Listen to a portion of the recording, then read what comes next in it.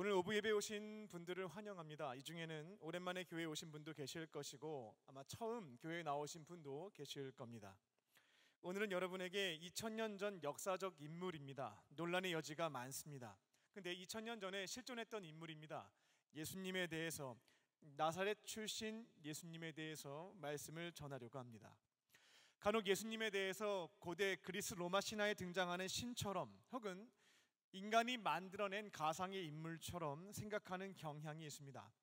제가 고등학교를 다닐 때에는 고등학교 1학년 윤리 때로 기억하는데요, 4명의 사상가에 대한 공부도 했고 시험 문제를 풀었던 것도 기억합니다. 소크라테스와 석가모니와 공자와 예수, 4대 성인으로서 공부했던 기억이 있습니다. 그 당시 기억을 더듬어 보자면 예수는 기독교를 창시한 인물로 소개가 되었고 기독교 사상을 만든 성인으로도 기록되어 있었습니다. 그리고 타 종교와는 달리 기독교 사상의 핵심이라고 하는 것은 사랑이었고 대표적인 가르침으로는 내 원수를 사랑해라 라고 하는 것을 배웠던 기억이 납니다. 여기까지가 우리가 일반적으로 알고 있는 역사적 인물, 역사적 예수에 대한 정보입니다. 우리는 사람으로서의 예수의 인성까지만 알고 있는 겁니다. 그러면 예수님에 대해서는 절반, 50%만 알고 계신 거예요. 예수님은 참 인간이기도 했고 참 하나님이시기도 했습니다. 진짜 사람이었고 진짜 신이었다라고 하는 표현입니다. 예수는 인성뿐만 아니라 신성도 가지고 계신 분이었습니다. 오늘은 요한복음 5장 19절부터 24절까지의 말씀을 통하여 여러분이 윤리 시간에 듣지 못했던 상식으로 가지고 있는 것을 넘어서서 예수님의 신성에 대한 말씀을 드립니다.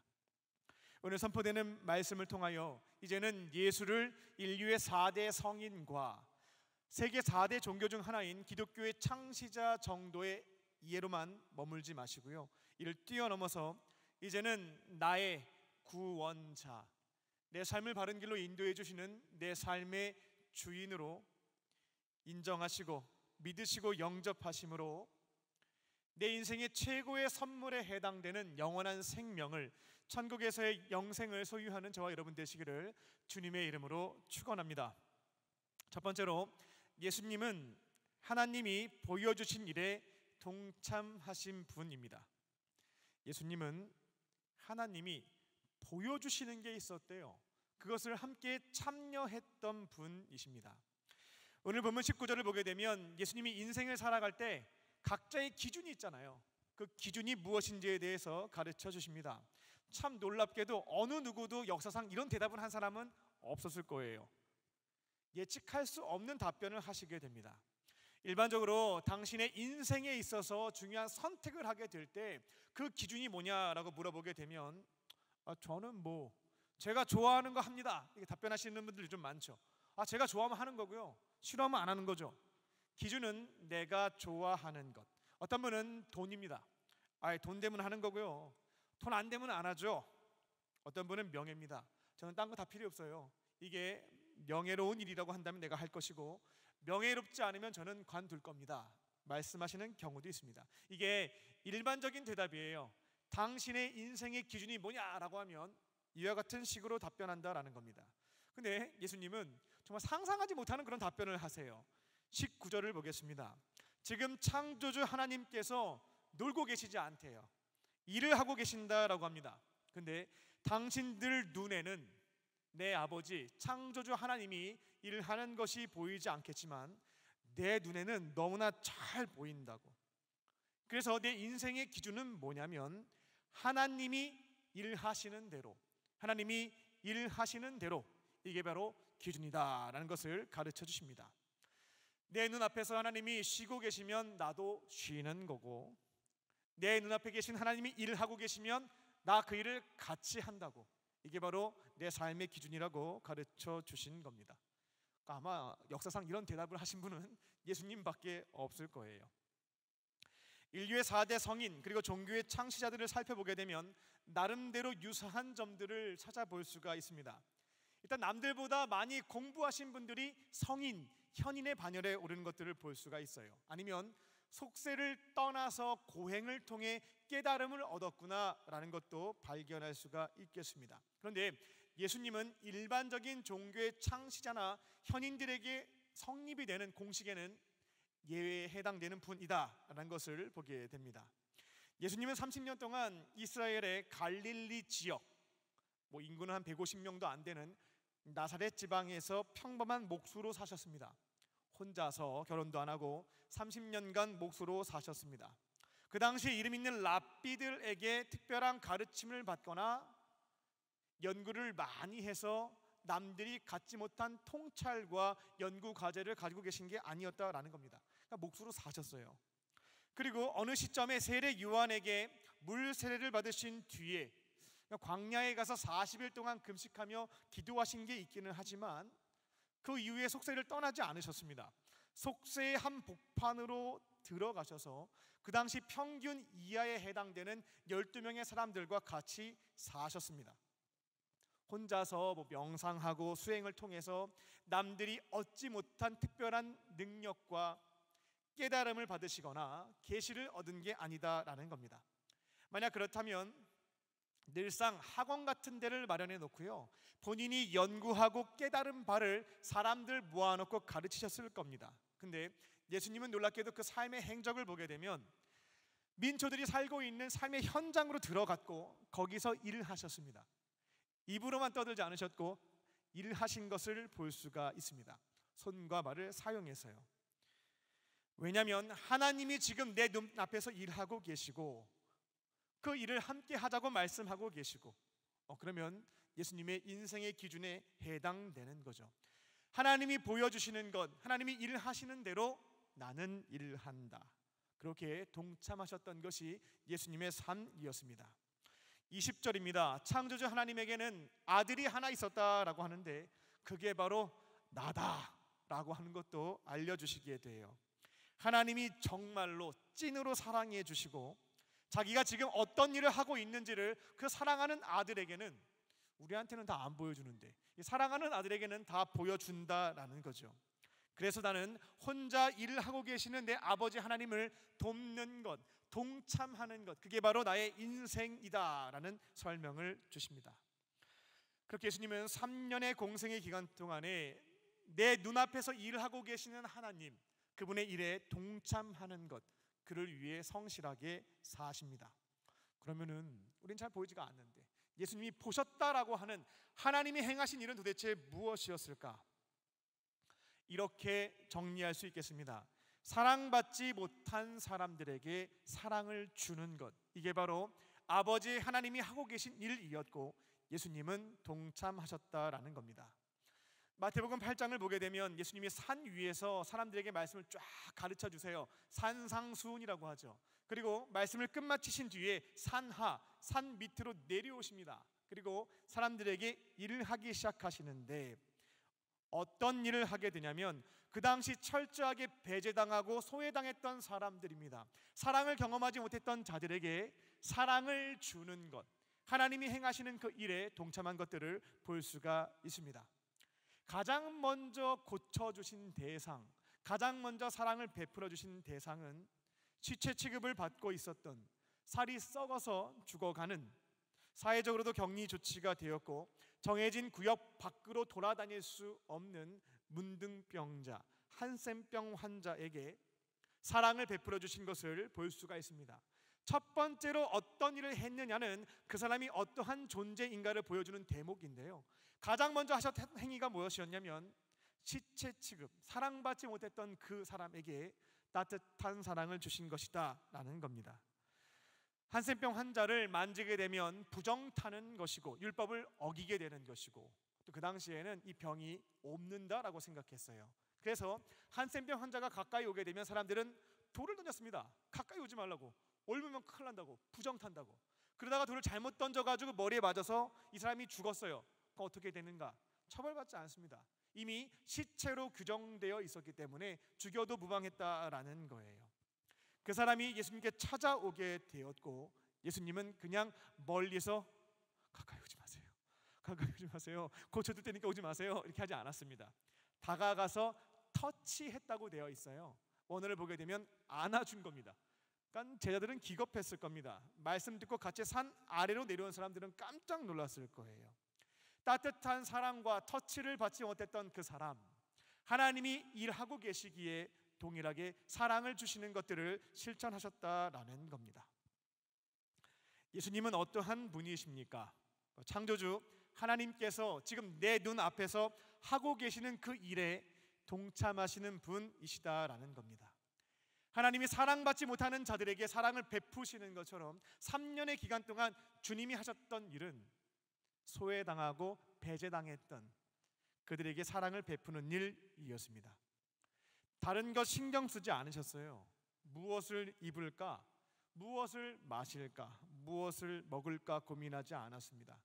집도 하나 없어가지고 어디를 이동하게 되면 오늘은 어디서 자야 되나 이거 고민했거든요. 제자들이. 그때 예수님이 하신 말씀이 있죠. 인자는 나는 머리 둘 곳이 없어. 나는 잠잘 곳이 내 집이 없어. 이런 말씀하신 적도 있습니다. 그런데 너무나 재미난 점은 염려하거나 걱정하시는 대목이 없다라는 거죠. 단순합니다. 하나님이 일하시면 같이 일하셨고 하나님이 쉬시면 함께 쉬셨습니다. 근데 놀랍게도 아버지 하나님과 함께 일하니까요, 누가 챙겨주겠어요? 하나님 아버지가 챙겨주는 겁니다. 그 인생을 하나님의 일에 동참하고 있는 그 아들을 하나님께서 책임져 주시니까 입는 것, 먹을 것, 마실 것, 필요한 것 더해 주심을 알고 계셨기에 염려하거나 걱정하지 않았습니다. 성경을 보면 3년 동안 예수님과 제자들이 굶어 죽었다, 혹은 그 길을 따라갔던 2000년의 교회 역사에서 많은 자들이 걸식하다가 죽었다, 이런 내용은 찾아볼 수가 없겠습니다. 하나님의 일을 함께 하셨던 그분을 책임져 졌다라는 거죠. 그래서 자신 있게 먼저 그의 나라와 의를 구하면, 하나님이 하고 계시는 그 일에 내가 동참하게 되면 필요한 것을 다 더해 주십니다 라는 것을 자신 있게 선포하셨고 3년의 기간 동안 제자들에게 삶으로 증명해 보이셨다라는 겁니다. 그래서 제자들도 그 이후에 그 삶을 따라갈 수 있었던 거죠. 하나님께서 하셨던, 그 아들이 하셨던, 사랑받지 못하는 사람들에게 사랑을 주는 것, 그것을 지켜갔다라는 겁니다. 예수님은 창조주 하나님, 이 우주 만물을 창조하신 창조주 하나님께서 사랑하시는 유일한 아들이십니다. 그리고 우리는 비록 다 볼 수 없지만 예수님은 이 땅에 사시는 동안에 창조주 하나님께서 일하시는 것을 보셨고 동참하신 분이십니다. 두 번째로 예수님은 그보다 더 큰 일을 행하신 분입니다. 큰 일을 하신 분이다라는 겁니다. 20절입니다. 예수님께서 사람들에게 지금 내가 하고 있는 일은 내가 목표를 세우거나 내가 계획한 일이 아니에요 설명해 주시죠. 지금 창조주 하나님, 당신들이 믿고 있는 그 하나님이 일을 하고 계신다니까요. 나는 그 일에 동참할 뿐입니다 라고 가르쳐 주십니다. 그리고 하나님은 지금보다 더 큰 일을 나를 통해서 계획하고 계시는데 이거 알게 되면 놀랄걸요, 이 말씀을 하시는 겁니다. 지금 예수님께서 요한복음 5장을 보시게 되면 38년 동안 걷지 못했던 사람을 고쳐주신 대목이 있습니다. 근데 이것보다도 더 큰 일을 하나님께서 하고 계시고 내가 그 일 동참하게 될 거예요 말씀하신 겁니다. 여기에서 큰 일은 세 가지인데요, 21절을 보게 되면 먼저는 죽은 자들을 살리는 것입니다. 다친 사람을 고쳐주는 건 모르겠는데 죽은 자를 살린대요. 엄청나게 큰 일이 맞죠. 실제로 예수님이 공생의 기간 동안에 죽은 사람을 3번 정도 살린 것을 찾아볼 수가 있습니다. 회당장이었던 야이로의 12살 된 딸을 죽었는데 살리셨죠. 나인성 과부의 아들이 장례식이었는데 살려주셨죠. 친한 친구였던 여리고에 살고 있었던 베다니에 살고 있었던 나사로도 살려주셨습니다. 그렇게 실제로 죽은 자들을 살려주셨어요. 이게 실제 사건으로 발생한 것이 맞다라고 한다면 죽은 자에게 다시금 생명을 줄 수 있는 존재는 하나님밖에 없죠. 생명의 주인이신 하나님. 이 일을 통해서 예수님은 나는 너희들이 알고 있는 사상가, 율법을 가르쳐주는 라비, 이게 아니야. 생명의 주관자인 하나님, 나는 신이다 라고 하는 것을 가르쳐 주신 것입니다. 근데 여기 계신 분들 중에 오늘 뭐 교회 처음 나오셨거나 뭐 오랜만에 나오신 분들 중에 아이고 뭐 예수님이 뭐 죽은 자를 살렸다라고 하는 거 뭐 몇천 년 전 얘긴데 이거 팩트 체크 어떻게 할 수 있겠습니까? 이거 어떻게 믿을 수 있겠습니까? 라는 질문을 갖고 계신 분들이 있겠습니다. 이거는 성경을 연구해 보시게 되면 진짜일 가능성이 굉장히 높다, 이 정도는 동의하실 수가 있겠습니다. 신약 성경에서 예수님에 대한 기록이 남아있는 책이 마태복음, 마가복음, 누가복음, 요한복음. 나중에 성경을 구입하시게 되면 중간 뒤쪽에 신약이 있는데 앞에 있는 4권의 책이 예수님에 대한 기록을 담고 있습니다. 근데 이 책의 기록 연대가 되게 재밌어요. 예수님이 돌아가시고 200~300년 뒤에 기록된 게 아니라 20~30년 정도 안에 다 기록됐다라는 겁니다. 그 당시 유대교와 로마 제국은 예수님을 구원자, 신의 아들로 믿는 사람들을 핍박하고 있는 당시였습니다. 하나님의 아들로 인정하지 않았어요. 왜 거짓말하냐고, 너는 신성을 모독했다고 처형한 상태였거든요. 근데 예수님의 제자들이 정말 말도 안 되는 얘기들 떠들고 다니는 겁니다. 근데 그거를 구두로만 하지 않고 잘 걸렸다, 문서로 남긴 거예요. 그거를 돌려보고 있는 상황이었다라는 겁니다. 그래서 그 내용을 딱 읽어보니까 무슨 내용이냐면 이 예수가 죽은 자를 그것도 3명이나 살렸다라고 하는 것을 기록해 놓은 거예요. 근데 이게 참 무식한 거죠. 이름도 좀 빼고 지명을 빼놔야 되는데 지역과 이름까지 다 기록을 해놓았다라는 겁니다. 기독교를 박해했던 로마와 유대교 입장에서는 예수가 신의 아들이 아니고 이들이 주장하는 바가 거짓말이라고 하는 것을 단번에 입증해 볼 수 있는 건수를 붙잡은 겁니다. 회당장 야이로, 이름과 직책까지 다 있어요. 찾기가 너무 쉬운 겁니다. 회당장 야이로의 딸, 나인성 과부의 아들, 베다니에 살고 있었던 나사로에게 찾아가서 당신들 정말 죽은 거 맞냐고, 예수가 살린 거 맞냐고 물어보면 팩트 체크가 끝나요. 이들은 거짓말할 수 있겠지만 그 동네 사람들은 장례식을 다 봤기 때문에 그들은 어떻게 할 수가 없었습니다. 그러니까 너무나 쉽게 팩트 체크를 할 수 있는 내용을 성경에 기록해 놓았다라는 거죠. 이런 상황에서 예수님의 제자들이 한치의 고민 없이 예수님이 죽은 자를 살렸습니다 라는 내용을 써놨어요. 지명과 이름을 같이 써놨습니다. 이건 무슨 의미냐면 가서 확인해봐라, 진짜다. 너희들이 핍박하는데 이 3사람 만나봐라, 죽었다가 산 거 맞다. 너희들도 믿게 될 거다.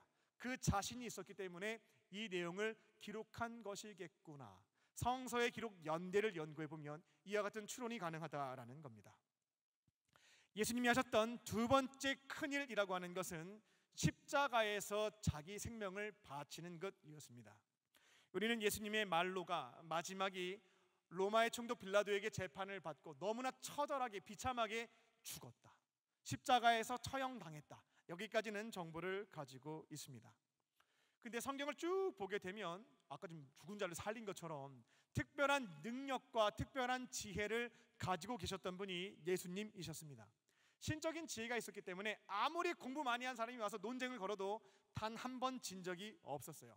1패를 한 적이 없습니다. 무패였어요. 신적인 능력이 있어서 오병이어의 기적과 물 위를 걷거나 병든 자를 고치거나 죽은 자를 살리거나 이런 능력이 있었습니다. 근데 예수님이 붙잡히게 되었을 때요, 죄목이 있었거든요. 죄목이 있어야 사형을 선고할 수가 있는 거잖아요. 근데 죄목이 신성모독이었습니다. 신성모독죄로 죽으신 거예요. 예수가 스스로에 대해서 오늘 본문에도 있지만 하나님의 아들이라고 얘기하면서 하나님과 동등한 존재, 자기를 신격화했다, 하나님을 모독했다, 그 이유로 종교 재판을 해서 사형 선고를 내렸던 거거든요. 로마의 총독 빌라도에게 가서 우리가 이렇게 종교 재판을 통해서 이 신성모독죄를 저지른 예수를 죽일 건데 우리가 지금 로마의 지배를 받고 있으니까 우리가 집행을 못한다고, 그러니까 당신이 제발 좀 집행해 달라고 부탁해서 집행했던 것이 빌라도였죠. 총독 빌라도가 이제 확인을 쭉 해보는데 사형에 처할 만한 제목을 찾을 수가 없는 겁니다. 그리고 종교 재판을 통해서 신성모독이 잘못이다라고 규정을 내리긴 했는데요, 이거는 그들이 몰라서 그런 거였지 팩트였거든요. 사실이었습니다. 예수님은 진짜 하나님의 아들이셨거든요. 더 재미난 것은 그것을 그 자리에서 증명해 보일 수 있는 지혜와 능력을 갖추신 분이었다라는 겁니다. 그 재판받을 때 나 하나님의 아들 맞아요 라고 하는 것을 지혜와 능력을 통해서 증명해 보이시면 풀려나는 거예요. 근데 나중에 성경 쭉 읽어보게 되면 재판받는 과정에서 속이 뒤집어질 거예요. 그냥 보더라도 너무나 훌륭한 인간이거든요. 근데 너무나 억울하게 붙잡혀서 죽는 상황이 발생되거든요. 그러면 자신의 무죄를 충분히 입증할 수 있게 해야 되는데 아무 말 안 해요. 침묵합니다. 계속 침묵해요. 별다른 말씀을 안 하십니다. 왜 그랬을까? 이 죽음을 피하지 말아야 되는 이유가 있었던 겁니다. 죽어야 하는 이유가 있었기 때문에 억울한 재판 과정에서도 침묵하고 결국 십자가에서의 죽음을 받아들였다라는 것이죠. 예수님도 이거 원하지 않았어요. 붙잡히시던 날 저녁에 겟세마네 동산에 가서 제자들에게 이렇게 말씀하시죠. 나 마음이 괴로워서 정말 죽을 것 같다고. 나랑 같이 기도해 달라고 부탁하는데 다 자죠. 1시간 정도 넘게 기도를 하게 되십니다. 그때 땀방울이 떨어지는데 핏방울 떨어지는 것처럼 떨어졌다라는 기록도 있죠. 그때 기도의 내용이 뭐냐면 이 잔을 피할 수만 있으면 피하게 해주세요. 이 잔은 죽음의 잔, 십자가를 의미합니다. 하나님께 간구한 거예요. 1시간 동안 3번에 걸쳐서 저 안 죽고 싶다고, 내가 왜 비참하게 죽어야 되냐고 피하게 해달라고 간구하셨습니다. 하지만 하나님의 뜻이 그 잔을 받는 것, 십자가를 지는 것, 생명을 바치는 것이었기 때문에 죽으러 가신 것이 예수님이셨습니다. 무죄를 입증해서 풀려날 수 있었지만 끝까지 침묵하고 죽음의 잔을 받으셨다라는 겁니다. 예수님이 왜 죽었는가는 윤리 시간에 배우지 못했을 겁니다. 죽었다까지가 끝이었을 겁니다. 예수님이 이처럼 죽으신 이유는 죄인인 인간들을 어떻게 해서든지 구원해 주고 싶으셨다. 그들을 구원하시기 위해서 자신의 생명을 대가로 지불하신, 그것이 바로 예수님의 십자가 죽음의 의미라는 것입니다. 인간들은 하나님으로부터 등을 돌리고 제멋대로 살아갔습니다. 하나님을 멀리하게 되면요, 그 다음부터 내가 하나님 되는 거예요.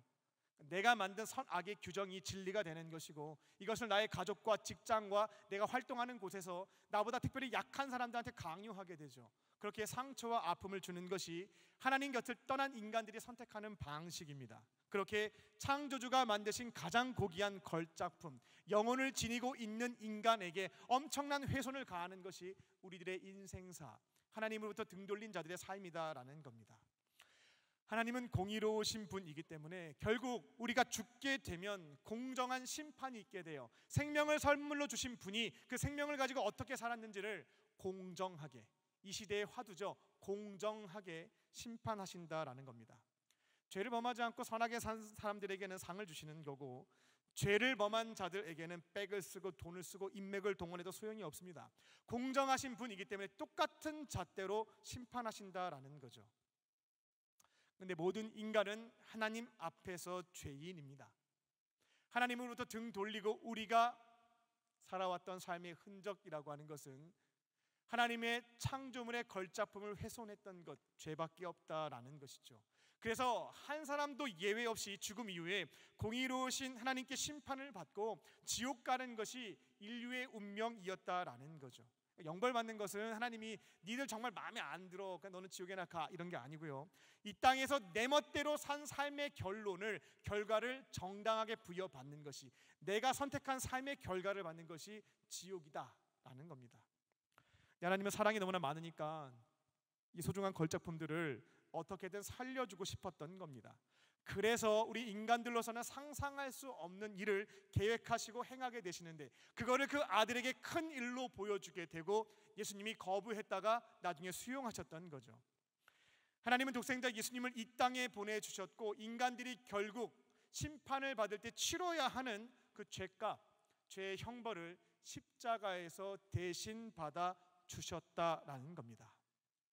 구약 성경을 보게 되면 창조주 하나님이요, 죄인이 인간들을 너무 용서해 주고 싶으니까요, 한 가지 시스템을 만드신 게 있었어요. 그게 바로 속죄 제사라는 거였습니다. 그러니까 죄를 범하게 되면, 그대로 심판하게 되면 사지 멀쩡한 사람이 있을 수가 없는 거죠. 죄값을 다 받게 만들면요. 그래서 사랑하는 인간들이 죄 사함을 받고 건강하게 살아갈 수 있도록 제사 제도를 만드셨거든요. 인간이 죄를 짓게 되면 희생 제물을 가지고 와서 손을 얹고 내 죄를 고백합니다. 그러면 내 죄가 전가가 되고 이제는 그 제물을 잡아 죽이게 되면 내 죄값을 속죄 제물이 대신 받아 주었기 때문에 용서를 받는 거예요. 이게 하나님이 만드셨던 시스템이었습니다. 예수님은 모든 죄인들의 죄를 용서받을 수 있도록 하시기 위해서 속죄 제물, 희생 제물이 되었다라는 겁니다. 그렇게 죄가 없으신 그 분이 십자가에서의 그 비참한 죽음, 우리가 받아야 되는 죄의 형벌과 지옥의 저주라고 하는 것을 대신 감당해 주셨다라는 거죠. 모든 인간들이 죄 사함을 다 받고 천국에서 영원히 살 수 있도록, 우리의 본향인 천국으로 돌아가서 영생할 수 있도록 내 목숨을 바치라고 하셨을 때에 감당하셨다라는 겁니다. 이게 바로 예수님이 이 땅에서 행하시는 큰 일 두 번째입니다. 세 번째 큰 일은 22절에 있습니다. 이건 바로 심판입니다. 앞으로 예수님이 이 땅에 다시 오시게 되면 행하실 큰 일에 해당되는데요. 예수님이 다시금 이 땅에 오시게 되면 모든 인류는 딱 두 분류로 나누게 됩니다. 인종별, 나이별, 성별 이렇게 나누지는 않고요. 딱 두 부류로 나누게 되는데, 왼쪽으로 분류된 자들은 안타깝게도 그 죄값을, 그 죄를 해결하지 못했기에 지옥에서 자신의 삶의 결론을 형벌로 받는 자들입니다. 오른쪽으로 분류된 자들은 죄에 대한 문제를 해결해서 죄 사함을 받고 천국에서 영생하는 자들이죠. 모든 인류는 원래 다 왼쪽으로 분류되어 있었던 거예요. 그런데 사랑이 많으신 하나님께서는 진짜 은혜가 많으셔서 왼쪽에 분류되어 있는 사람들, 이들이 오른쪽으로 분류될 수 있도록 복잡하고 어려운 것 요구하시지 않았습니다. 우리를 구원하시기 위해서 이 땅에 오셨고 우리의 죄값을 자기 생명을 바쳐서 십자가에서 대신 받아주신 예수님, 이제 그분을 4대 종교의 창시자죠. 너무나 위대한 성인이시기 때문에 제가 성경에 있는 내용들 배워가면서 따라가 보겠습니다. 이거 아니에요. 나를 위해 생명 바치신 그분을 나의 구원자, 내 삶의 주인으로 인정하고 이제는 믿는 겁니다. 부활하셔서 내 마음의 문 밖에 서서 기다리고 계시는 그분을 문을 열고 모시는 것, 영접하는 겁니다. 예수님을 그렇게 나의 주인으로, 나의 구원자로 믿고 영접한 자들에게는 모든 죄도 용서해 주시고 하나님 나라에서 영생할 수 있는 선물을 주시겠다라고 약속하셨습니다. 예수님은 큰일을 하신 분이세요. 38년 된 병자를 고치는 것은 현대의학으로도 도전해 볼 수 있는 일에 해당되겠습니다. 예수님은 그 전보다 더 큰 일을 행하신 분이십니다. 죽은 자도 살리시고요, 그리고 우리를 죄와 죽음에서부터 구원하시기 위해서 희생 제물로, 가족도 장기 기증하는 거 쉽지 않아요.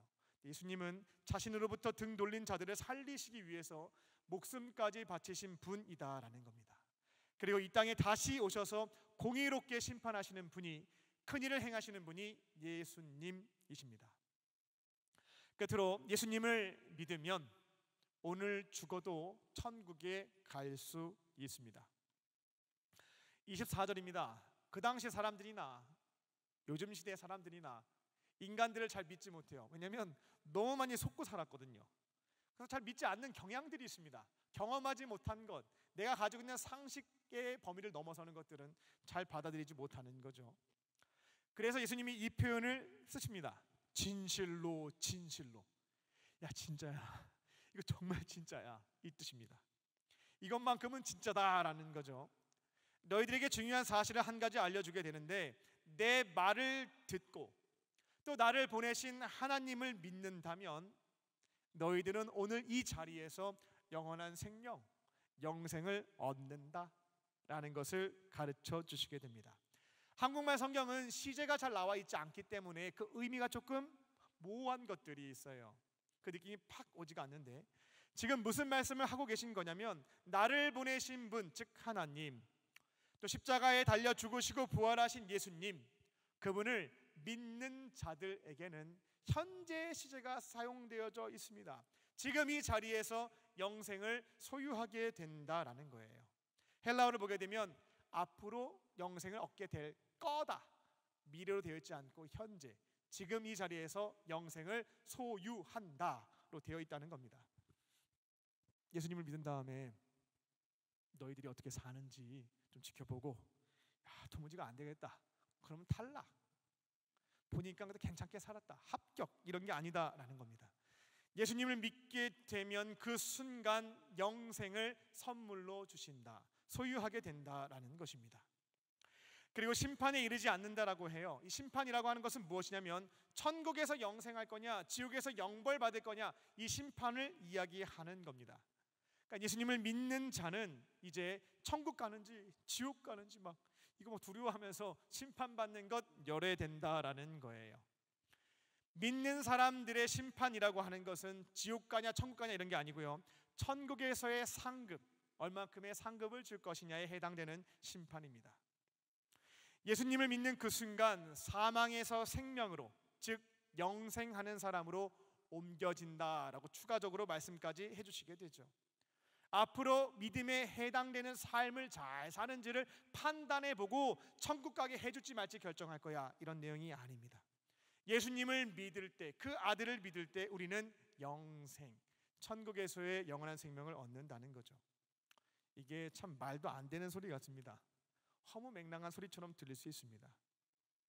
아무런 대가와 노력이 없었는데 이처럼 최고의 가치를 내가 값없이 선물로 받는다고? 그런 대상이 있다고? 굉장히 황당하실 거예요. 근데 이게 진짜라고 한다면 하나님은 어떠한 분이신가 하냐면 정말 좋으신 분인 거죠. 사랑이 넘치시는 거죠. 자비로우신 분이신 거죠. 은혜가 풍성하신 분입니다. 세상에는 공짜가 없다라는 말이 있는 것처럼 가치 있는 것을 내가 소유하려면, 좋은 대학에 가거나 좋은 직장에 취업하거나 어떤 좋은 것을 획득하려면 그만큼의 상응하는 노력이 필요합니다. 그런데 하나님께서는 복음을 진리로 인정했고 나를 위해 이 땅에 오신, 나를 위해서 내 죄값을 십자가에서 대신 받아주신 그 예수님을 구원자로 믿는 믿음이 있다면, 그분을 내 안에 모신다면 그거 하나 보시고, 그 하나 보시고 우리에게 영원한 생명을 선물로 주신다는 거죠. 이게 진짜라면 우리가 믿게 될 하나님은 정말로 사랑이 많으신 분이신 것입니다. 실제로 예수님이 십자가에 달려 돌아가실 때 그 곁에는 2명의 사람이 같이 처형을 당하고 있었습니다. 3명이 같이 죽어가고 있는 상황이었죠. 한 명, 둘 다 이제 강도였다라고 이제 되어 있는데요, 한 사람은 예수님을 조롱했습니다. 야, 너가 무슨 메시아냐? 야, 너가 무슨 하나님의 아들이냐? 처참하게 죽고 있는데 넌 하나님의 아들 아니야. 너가 구원자라고 하는데 너 자신부터 한번 구원해봐. 조롱했던 것이 십자가 한편에 달려 있었던 강도의 멘트였고, 다른 한편에 있었던 자는 이렇게 얘기했습니다. 야, 너 입 다물고 있어라. 우리는 정말로 죄 지은 것이 있어서 그 상응하는 벌을 받고 있는 것이지만 내가 아무리 이 사람을 지켜봐도 잘못한 것, 이렇게 처참하게 죽을 이유가 없다. 난 그렇게 생각한다 라고 얘기해요. 그리고 예수님께 고백하게 되죠. 잘못이 없는데 지금 죽어가시는 것 같다고. 그런데 나중에 나를 꼭 잊지 말고 기억해 달라고. 만약에 좋은 곳 가게 되시면 저를 잊지 말고 꼭 기억해 달라고 부탁하게 됩니다. 그때 예수님이 이 염치 없는 인간아, 너가 지금까지 그 못된 짓 다 해놓고 지금 이제 죽어가는 이 상황인데 이때 지금 나를 찾아? 악독한 죄를 저질러 놓고 용서해 달라고 어떻게 말할 수가 있냐? 낯짝이 두꺼워도 유분수지라는 내용은 성경에 없습니다. 그렇게 고백했던 자에게 하셨던 멘트는 무엇이었냐면, 오늘 너는 나와 함께 천국에 있을 거다라는 말씀이었어요. 이렇게 사랑이 많으신 분이 아버지 하나님, 독생자 예수님이다라는 겁니다. 교회 다니시는 분들이 믿는 예수님, 그분은 참 하나님이자 참 하나님이십니다. 예수님은 기독교 사상을 만들어내고 기독교를 창시하신 분, 이걸로 다 설명이 되지 않는다는 겁니다. 예수님은 하나님의 유일하신 아들, 독생자이시고 죄인들을 구원하시기 위해서, 큰 문제에 빠져있는 인류를 건져내어 살리기 위해서 이 땅에 오신 메시아, 구원자이십니다. 타 종교를 나중에 한번 비교 분석 한번 해보세요. 그 종교를 만드신 분들과 또 종교에서 신으로 숭배하는 대상들을 보게 되면 좋은 말씀들은 동일하게 많이 했습니다. 배울 점들이 많아요. 비교 종교학 공부할 때 다른 종교의 경전들 보는데 훌륭한 말씀들 너무 많아요. 명언들 많습니다. 그런데 재미난 점은 뭐가 있냐면 그 종교를 창시한 대상이나 그 신들이 인간들을 위해서 해준 게 없다라는 겁니다. 말만 했어요, 말만.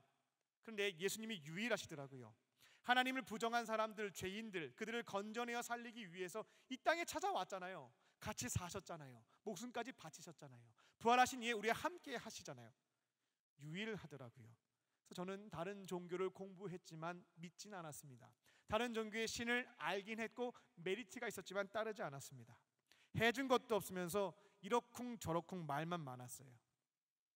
이제 나를 위해서 이 땅에 오셔서 나의 죄를 대신 감당해 주신 예수님, 부활하셔서 지금 이곳에 계신 여러분 마음의 문 밖에 서서 기다리고 계십니다. 오늘 목사의 목소리를 통해서 부르시는 음성을 들으신 분들은 기도의 자리에서 예수님, 그럼 저에게도 영생 주실 수 있나요? 기도의 자리에서 물으시고요, 예수님을 나의 구원자로 고백하시고 마음속에 모시기 바랍니다. 그렇게 예수님을 믿고 영접할 때에 구원의 선물, 영원한 생명을 선물로 받는 줄로 믿습니다. 이 믿음을 가지시고 영원한 생명을 소유하고 이제 천국의 소망과 확신을 가지고 살아가는 저와 여러분 되시기를 주님의 이름으로 축원합니다.